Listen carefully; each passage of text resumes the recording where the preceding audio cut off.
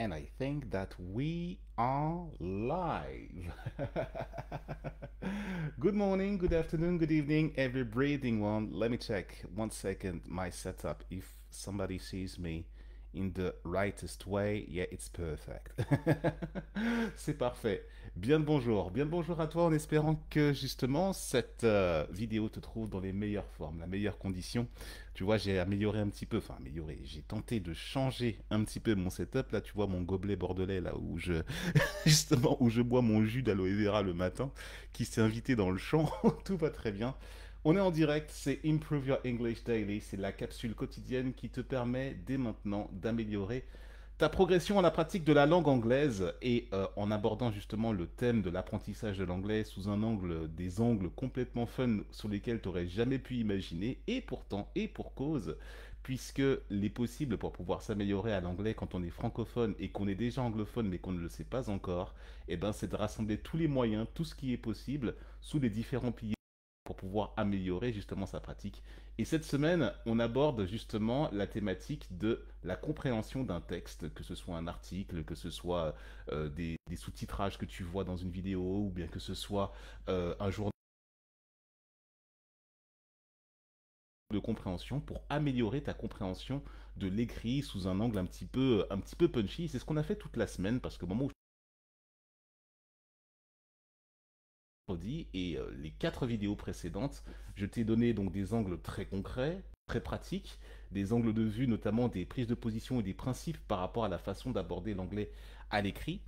Et je t'ai proposé donc plein d'angles de vue et aujourd'hui on va se poser la question, enfin même pas se poser la question, on va aborder une thématique qui est en fait anglais écrit, ce que tu ne comprends pas te comprend. C'est très métaphysique.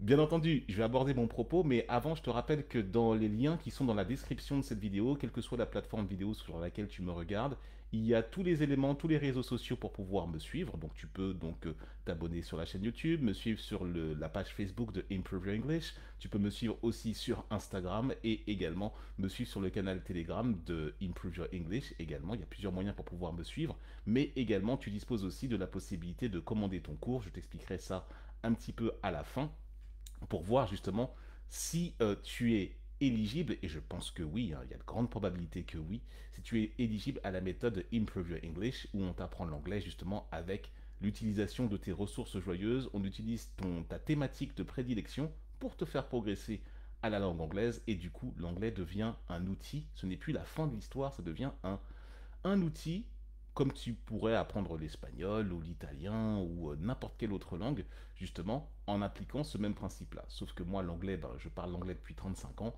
donc forcément, je suis beaucoup plus au fait que les autres langues. Mais en tout cas, c'est toujours un plaisir de te proposer justement l'apprentissage de la langue de Shakespeare sous cet angle-là. Entrant dans la conversation du jour, anglais écrit, ce que tu ne comprends pas te comprend. So, let me try this. Essayons cette chose-là. En fait, ce que j'entends par ce que tu ne comprends pas te comprends.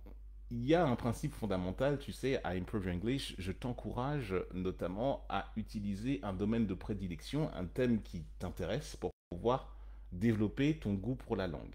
Et donc forcément, lorsque tu vois un texte écrit en face de toi, et ça c'est, on pourra même le transposer en français, hein, quand tu vois la définition d'un mot, enfin tu vois un mot un peu technique, un petit peu, voilà quoi, puis qui fait plus de 3 syllabes et qui t'a l'impression qu'on t'insulte de manière cachée, en fait, ça c'est qu'une impression, comme on le dit. Tout part de ton, entre guillemets, de ta propension à vouloir aller vers l'inconnu, d'une certaine façon. Et quand je dis que ce que tu ne comprends pas te comprend, c'est-à-dire qu'il y a d'autres personnes, avec donc une mentalité sans doute différente, puisque toi tu es dans la peau de l'apprenant, des personnes qui ont compris des concepts très fins, très subtils, et ont tenté et ont fait en sorte de le résumer en un mot, en fait, ont légué quelque chose pour que tu puisses avoir le chemin vers la compréhension. Et que ce soit transcendantal du haut de la hiérarchie jusqu'en bas, que l'on comprenne ce qui est donné. Là, je te prends l'exemple du latin. Eh bien, l'anglais, qui aussi, en fait, tire son origine en partie, pas complètement, mais en partie dans le latin, parce qu'il y a des mots qui sont en consonance latine dans la pratique de la langue anglaise, et des mots qui, forcément, n'ont pas le même sens. Tu vois, je te prends des mots comme evidence, par exemple, qui veut dire, en anglais, evidence signifie une preuve, Attention, c'est une preuve. C'est un faux ami en français de évidence. Évidence, tu vois, c'est l'évidence. Et quand on veut dire quelque chose d'évident, en anglais, on dit obvious, qui est aussi une source latine différente, tu vois. Donc, il y a la compréhension qu'on se fait du mot en finale de compte, c'est-à-dire que nous qui parlons, qui voulons apprendre la langue, eh ben, on se retrouve peut-être un petit peu embourbé dans les différents concepts de notre langue maternelle avec la langue anglaise qui vient en finale de compte. Le but de cette vidéo, en fait, c'est de te faire prendre conscience que c'est pas parce que tu ne comprends pas un mot, que tu ne comprends pas un texte ou tu ne comprends pas une syntaxe que cela est incompréhensible dans l'absolu parce qu'il y a forcément quelqu'un derrière. Quand je dis quelqu'un, ça peut être une académie, ça peut être une vision, une méthode qui a fait en sorte que justement ben, ce qui t'arrive devant les yeux doit être soumis à ta compréhension dès lors que c'est dans ta thématique, justement, ta thématique de référence. C'est-à-dire que si tu es dans le domaine du sport et que tu vois un texte que tu as du mal à lire, que tu as du mal à comprendre parce que tu fais le rapport plus ou moins direct avec ta langue maternelle, tu essaies de t'accrocher à ce que tu connais, ce qui est normal, ce qui est intuitif.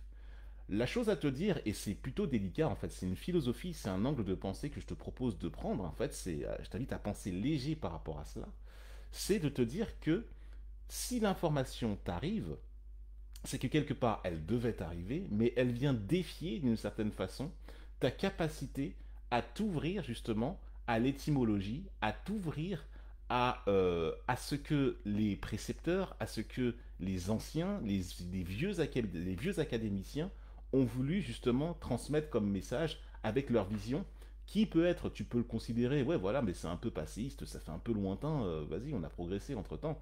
Et tu as le droit de le dire, c'est ok. Mais moi, par exemple, je te donne un exemple très simple, me concernant. Parce que j'imagine que tu vas. C'est beau de parler comme ça, mais quand c'est du concret, ça parle encore mieux. J'ai, moi, par exemple, beaucoup de mal avec l'anglais ancien. L'anglais biblique. Tu vois, l'anglais du King James. Tu vois, le King James Bible. L'anglais très ancien, avec notamment où tu vois l'anglais moderne, qui est une simplification de l'anglais ancien, avec notamment des tournures de phrases et des syntaxes qui étaient différentes, tu vois, qui venaient notamment des tournures un petit peu saxonnes. Et je t'avoue que moi, même aujourd'hui même, j'ai beaucoup de mal à progresser dans l'anglais ancien, qui est un anglais un petit peu mort, l'anglais moyenâgeux un petit peu, tu vois. Et ça, tu le vois aujourd'hui, tu peux le lire dans des vieilles versions de la Bible, un petit peu si tu es, alors voilà, si tu es musulman et que tu, voilà, tu cherches un moyen de t'améliorer en anglais, ou alors si tu es d'une autre religion monothéiste, tu peux t'intéresser à la Herald King James, tu vois, la King James Bible, la Bible de King James, où tu as des versions, des mots en fait, qui tu comprends après derrière dans l'anglais courant d'où est leur origine et qu'est-ce qu'ils voulaient dire à l'époque, et que forcément il y a eu des personnes, il y a eu des êtres humains pour pouvoir retranscrire ça. Que ce soit, alors là je te parle de la Bible, on va parler forcément des évangiles, des témoins, de personnes qui étaient là, il y en avait, voilà, il y en avait 12 des apôtres qui pouvaient retransmettre cela. Mais aussi, tu vois, je te parle de la Bible, mais je pourrais parler de vieux ouvrages, de vieux grimoires très anciens de sorcellerie. Alors, je te renvoie tout de suite au style Harry Potter, tu vois, dans ce cadre-là. Mais c'est pour te dire qu'il y avait des personnes qui avaient une certaine vision du monde, qui codifiaient d'une certaine manière. Entre-temps, la langue a évolué, elle s'est simplifiée, plus de gens l'ont parlé, il y a eu des influences, il y a eu tout un tas de choses qui ont fait que aujourd'hui, ben maintenant, tu as l'héritage en fait de cette chose-là, de cette simplification.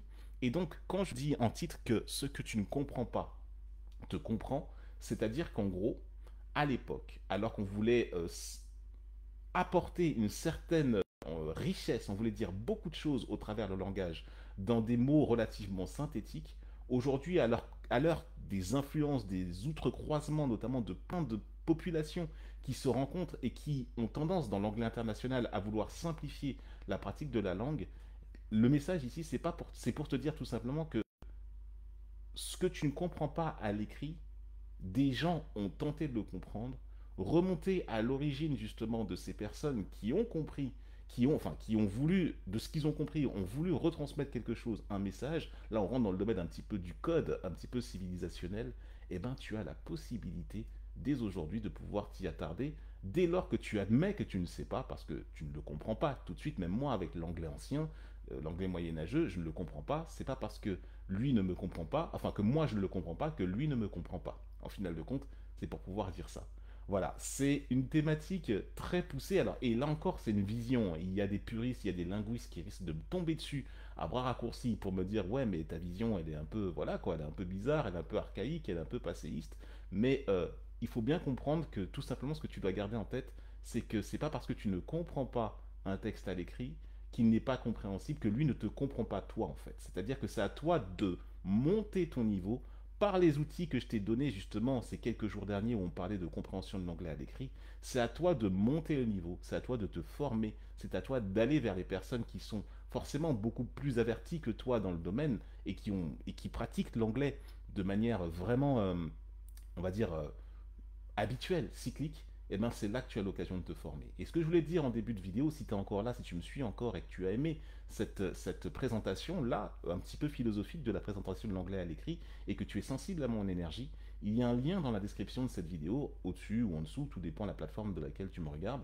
Tu as la possibilité de commander ton cours, je serai notifié, et pendant 1 heure, tu vas pouvoir éprouver la méthode Improve Your English. On ne va pas rentrer dans le délire philosophique tel que là je te l'ai proposé, je te rassure.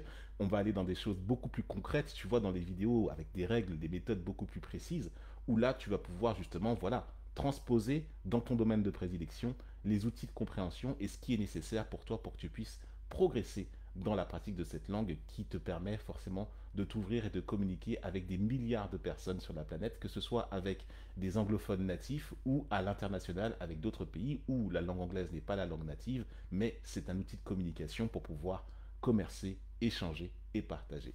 Dis-moi ce que tu as pensé de tout ça, si cette vidéo t'a apporté des éléments de compréhension ou si au contraire ça t'a embrouillé. Écris-le dans le champ dans le champ de commentaires qui se trouve juste en dessous. Je t'invite aussi à liker cette vidéo si tu as appris quelque chose toutefois et à la partager à toute personne qui justement se pose la question de comment progresser et quelle philosophie adopter pour pouvoir adopter la langue anglaise comme seconde nature. Tu es anglophone mais tu ne le sais pas encore et justement tout l'enseignement que je te propose au sein de Improve Your English tend justement à t'amener vers cela. I wish you the best for the future. Je te souhaite le meilleur pour la suite et on se retrouve tomorrow for the next video. On se retrouve demain pour la prochaine vidéo. Belle journée à toi. À très bientôt.